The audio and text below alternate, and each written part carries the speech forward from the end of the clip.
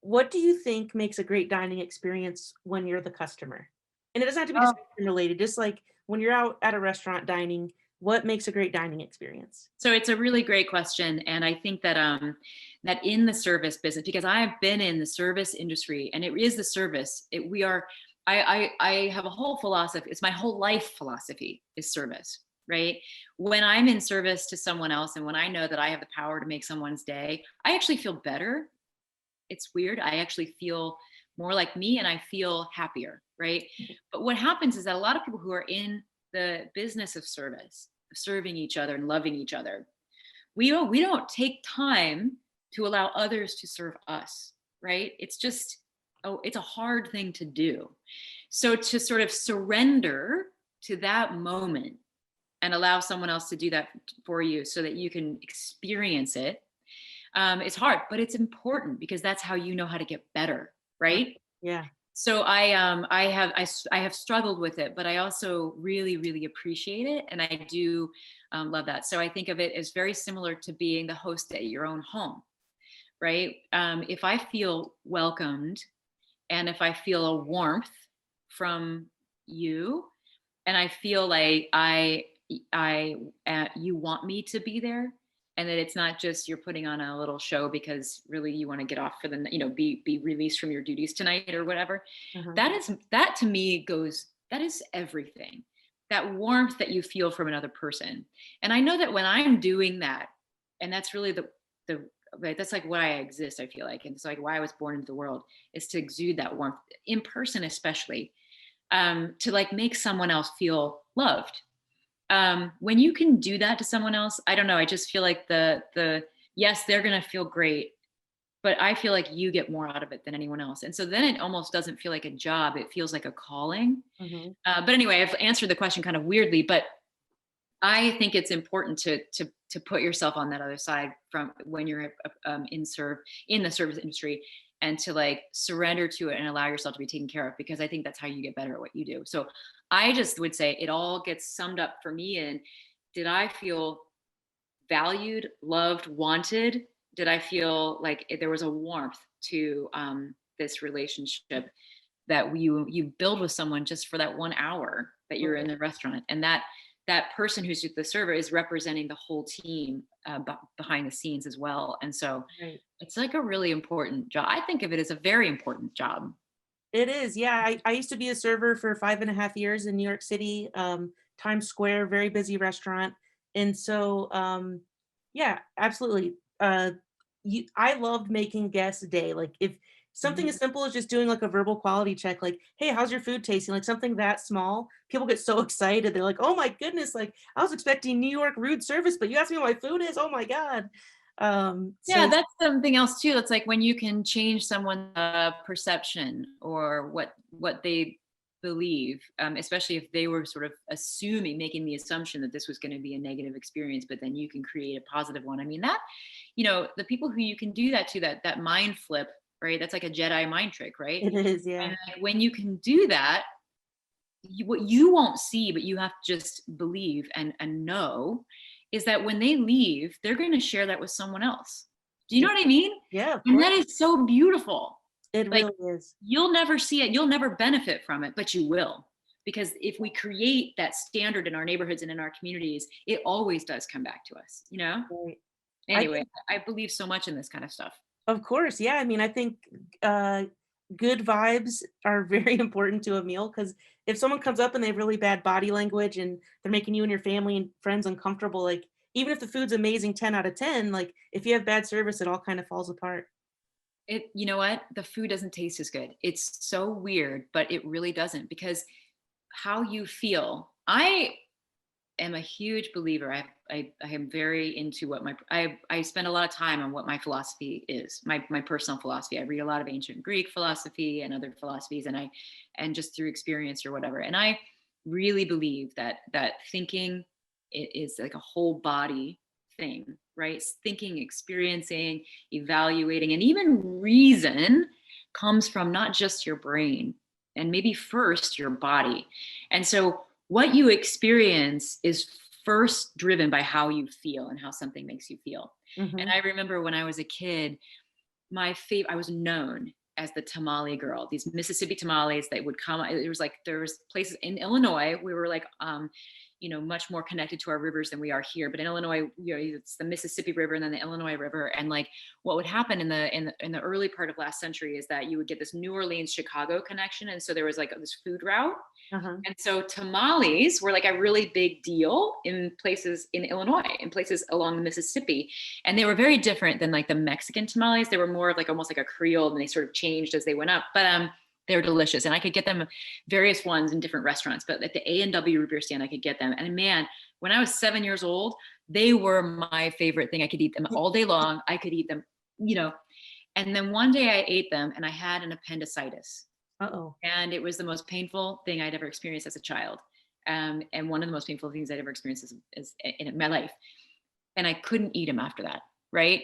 They were just as delicious the day after as they were before, but my perception of them, because I thought maybe they had caused that, or because that was my Yeah. had changed. And so how your body reacts and how your body feels about the moment actually impacts how you the flavor. And that's one of the reasons when you come into our stores, if you want, we'll give you a little bit of background about the flavor, because it actually can highlight and brighten those flavors as well. So it's important. And I think too, like if someone knows how much thought and care went into each ingredient, I think that improves the taste too, because they know that it wasn't just thrown together all willy-nilly, like a lot of thought, love, and care went into it. So I think that helps for sure. Totally. So now, do you have an example of like a best dining experience, like maybe, with family and friends, or maybe with your husband, or, anything, even just a night out with your friends? I don't know. Like, do you have a best dining experience that comes to mind?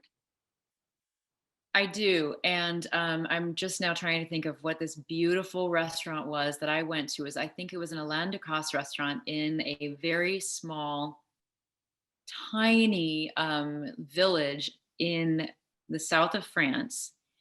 And oh my gosh, I cannot think of it. Anyway, he, is a very famous French chef, but this was like a little village restaurant. And he ran it, but it was like it was basically training ground, I think, for his other restaurants. And everyone there was like, I don't know, I swear some of them were like 16 years old. Like they were being brought up in his realm of like to be trained to do service and chef work and things like that. And I don't think I've ever had a better dining experience than when I was there. They were all really young, which was so interesting. And I remember what I ate. It was like this beautiful, like frothy cucumber soup. And I can't even explain how ethereal it was and how many layers it was. You think of cucumbers as being like very simple and very light. Well, it was, but it also had lots of flavor, almost like I don't know, it's hard to explain, but it was like a water and anyway, beautiful. And I remember having pigeon. You didn't get to choose what you had. I probably wouldn't have ordered it. Yeah. But it was like raw. I mean, like, Oh my it was like gosh. raw. And I was like, I don't think I'm gonna like this. And roasted grapes. And it was literally the best thing I've ever put in my mouth. Now it was the whole situation in the restaurant that was so beautiful, and the caring that went into every single thing, and the garden that was right outside that you kind of saw as you walked in and actually got a little tour of, and they were growing things in it. And it was like, it's just everything came together at once. And to this day, I've eaten at a lot of the restaurants that are considered the top, in our country and even in the world. And I just go back to that one it was a very humble experience, even though it was very beautiful and top level chef experience. That's incredible. Now, on the other end of the spectrum, do you have like a worst dining experience? And we don't have to name names and throw anyone under the bus here, but do you have like a worst dining experience that comes to mind? I will just say that I do not like cutting corners in restaurants. And so I think there's a way to do good food simply. And maybe that means having a shorter menu, And so I can't go places where like you're using bagged lettuce, for instance. I simply can't, because that to me says like something very specific, right? And plus those lettuces, they all age and decompose at different rates.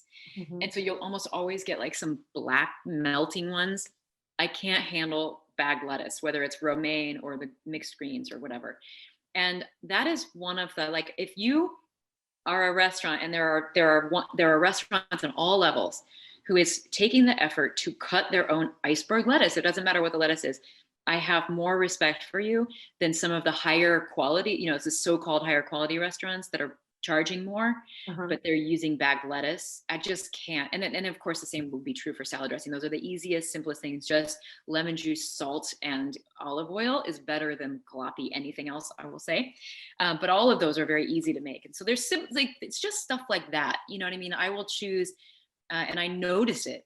I'll choose to go to a restaurant that actually like cares about and they're not just walking into GFS and filling up a cart and then frying everything and putting, you know, it just means a lot. So for me, no matter what the level is, it would be about like, are they making stuff From there? scratch. Hmm. Yeah, because I have my food account and I've eaten, I don't know, probably over 1,000 restaurants, and it really seems like most places do just kind of go to GFS and just get like, because I've been to countless restaurants and I definitely will not name names, but it Once just, you lock into that, once you know what it is, like, you're like walking through GFS and you're like, okay, sweet potato fries, yep, right? And you exactly. know exactly when you go to those restaurants and sweet potato fries are those specific kind. And you're like, they're in every restaurant in the Yeah, city, it's a little right? And you're disheartening. like, meh, they're fine. But like when someone makes sweet potato fries from scratch, and we just had some from the Whitney House the other day, and you're like, this I respect. Like it's awesome, and like sometimes you have to eat like whatever, it's fine. I'm not like, I mean, I'll be there too. Like I sometimes go and have the sweet potato fries that are obviously from GFS. It's just the thing that like it's not necessary. And I think sometimes it's even more expensive as a restaurant to like go to the so like have to go and just get everything out of the freezer and like fry it. But Exactly. once you see that, once you lock into it, you're like, okay, salad dressing came from them, the greens, the fries, the chicken sandwich was just all from their bag or whatever. And you're like, whatever, I can't. I would just rather eat at home. And I feel like it's like become kind of like almost like it's like kind of seeping into all levels of restaurants, where you Yeah. like cutting corners. And that's why I have so much respect for the restaurants that don't do that. And there are, just like in the ice cream world, there are ice creams on every price point that are really good.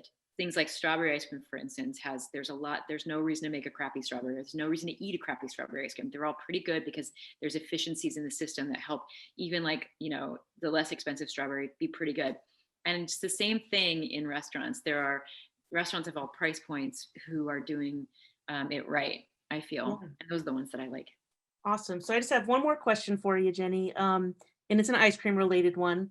I feel like CBD oil is very popular now. Have you ever considered making a CBD ice cream? I have. But so CBD oil, I mean, everybody has a different take on it. Like, it doesn't do anything for me at all. I know many people in that sort of the cannabis world. I've done some investigating, and I just feel like for me, it's not like I feel like it's marketing, honestly, a lot of it. And I know that like other people totally disagree and have had like massive, it's game life changing, and that's great. I haven't found that to be true. And the only reason we would put it in ice cream. So first of all, like maybe you're having, success with arthritis or whatever whatever. The only reason we would put it in ice cream is because it makes you feel a certain way, right? Because it doesn't have a flavor. Right. So can you make ice cream that makes you feel chill and, lower anxiety? I don't think that CBD really has enough effect to make it worth anybody's while to like go get the ice cream with that. I mean, if that was, if you're really suffering from something like that, you're going to just go straight to the oil and probably drink the whole thing. I don't know. Right. Now, don't get me started on cannabis and various other, um, mood altering, you know, Can we expect a psychedelic mushroom flavor? I Oh, mean, it if it is were legal, not outside of the realm of my thinking. cool.